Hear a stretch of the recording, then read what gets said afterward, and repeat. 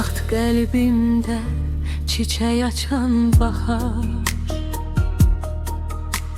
sensiz qış oldu, döndü hicran.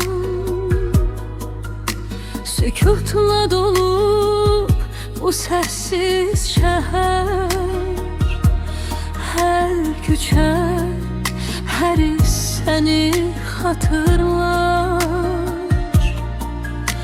Sükutla dolup bu sessiz şəhər, hər küçə, hər iz səni xatırlar.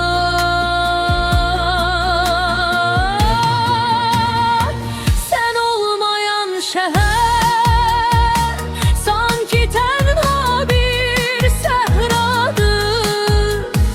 Hər bir addımımda xatirən ürəyimdə yanar. Sən olmayan şəhər sanki tənha bir səhradır. Hər bir addımımda xatirən ürəyimdə yanar.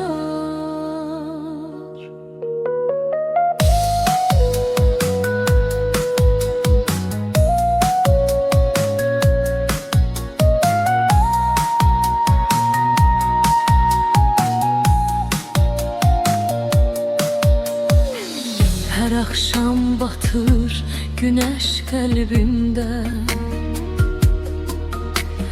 qaranlıq dolur boş baxışımda. Bir külək əsir dəniz susqunlar.